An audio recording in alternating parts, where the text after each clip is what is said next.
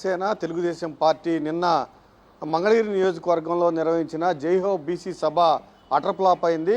వాస్తవానికి 1,00,000 మందితో రాష్ట్ర స్థాయి సభ నిర్వహించాలని తెలుగుదేశం పార్టీ జనసేన రెండు ప్లాన్ చేశాయి. మంగళగిరి మండలం ఖాజలో నాగార్జున యూనివర్సిటీ ఎదురుగా ఉన్న ఖాళీ స్థలంలో జైహో బీసీ సభ నిర్వహించారు. అయితే ప్రధానంగా మధ్యాహ్నం 3 గంటలకు సభ ప్రారంభం కావాల్సి ఉంది. కానీ జనం ఎవరు రాకపోవడంతో 6 గంటలకు సభ ప్రారంభమైంది. ఈ 3 గంటల్లో చుట్టుపక్కల నియోజకవర్గాల నుంచి ఇటు మంగళగిరి, గుంటూరు 1, గుంటూరు 2, పొన్నూరు, తాడికొండ నియోజకవర్గాల నుంచి ఈ మధ్యాహ్నం 3 గంటల నుంచి 6 గంటల వరకు జనం ఎవరు సభకు రాకపోవడంతో వేరే సామాజిక వర్గాల వారందరినీ తరలించడానికి గుంటూరు జిల్లా నేతలంతా విశ్వ ప్రయత్నం చేశారు. కానీ 6 గంటలకు సభ ప్రారంభమైంది. అప్పటికి ఖాళీ కుర్చీలు దర్శనం ఇచ్చాయి. చంద్రబాబు దీన్ని చూసి హవాకయ్యారు. చంద్రబాబే కాదు, జనసేన అధ్యక్షుడు పవన్ కళ్యాణ్ కూడా చూసి హవాకయ్యారు. దీంతో ఇక్కడ ఒక ఆసక్తికరమైన విషయం ఉంది.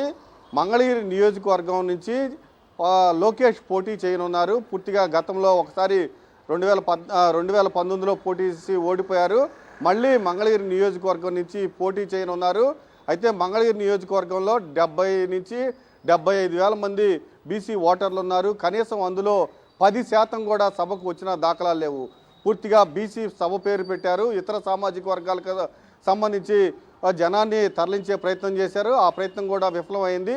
పూర్తిగా ఖాళీ కుర్చీలు దర్శనమిచ్చాయి. దాదాపు 1,00,000 మందితో రాష్ట్ర స్థాయి సభ నిర్వహించాలనుకున్నారు. పట్టుమని 15,000 మంది కూడా రాలేదని తెలుగుదేశం నాయకులే డిస్కషన్ జరుగుతూ ఉంది. పూర్తి స్థాయిలో ఇప్పుడు లోకేష్కు కనీసం డిపాజిట్లు కూడా రాని పరిస్థితి ఉందని కూడా తెలుగుదేశం నాయకుల్లో చర్చ జరుగుతుంది. సభ తరువాత సభలో చంద్రబాబు నాయుడు అలానే పవన్ కళ్యాణ్ ప్రసంగం చూసి బీసీ నేతలు కూడా మరొకసారి బీసీలను మోసం చేయడానికి చంద్రబాబు నాయుడు, పవన్ కళ్యాణ్ ప్రయత్నించారని కూడా బీసీ సంఘాల నాయకులతో పాటు బీసీ సామాజిక వర్గంలో వివిధ కులాలు కూడా చర్చ జరుగుతూ ఉంది. ఎందుకంటే గతంలోనే దాదాపు ఏడాదికి 2014 నుంచి 2019 వరకు ఏడాదికి 10,000 కోట్లు ఇస్తారని మొత్తం 5 సంవత్సరాల్లో దాదాపు 50,000 కోట్లు బీసీ సంక్షేమానికి ఖర్చు చేయాల్సిన అప్పటి చంద్రబాబు ప్రభుత్వం కేవలం 5 సంవత్సరాల్లో కేవలం 17,000 కోట్లు మాత్రమే ఖర్చు చేసింది. అంతేకాదు సమస్యలు పరిష్కరించమని చంద్రబాబు నాయుడు దగ్గరకు బీసీ నేతలు వెళ్తే వాళ్ళని తోకలు కట్ చేస్తాను, తోలు తీస్తానంటూ అనేక బెదిరింపులకు పాల్పడడం జరిగింది.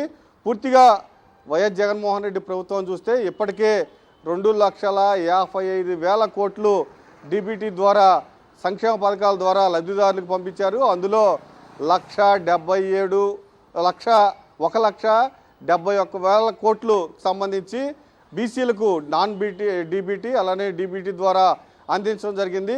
ఖచ్చితంగా మరొకసారి బీసీలను మోసం చేయడానికి చంద్రబాబు నాయుడు జనసేన పార్టీ ప్రయత్నించిందని బీసీ సంఘాలు పెద్ద ఎత్తున మండిపడుతూ ఉన్నాయి. నిన్న సభ చూస్తే చంద్రబాబు నాయుడే నాయకులపైన అసంతృప్తి వ్యక్తం చేశారు. రాష్ట్ర స్థాయిలో సభ పెడితే కనీసం 15,000 మంది కూడా రాకపోవటాన్ని పూర్తిగా నాయకులపైన ఆయన అసంతృప్తి వ్యక్తం చేశారు. దాంతోపాటుగా లోకేష్ పోటీ చేస్తున్న మంగళగిరి లాంటి బీసీ నియోజకవర్గంలో కనీసం 10% కూడా సభకు బీసీలు రాకపోవడం పైన ఇప్పుడు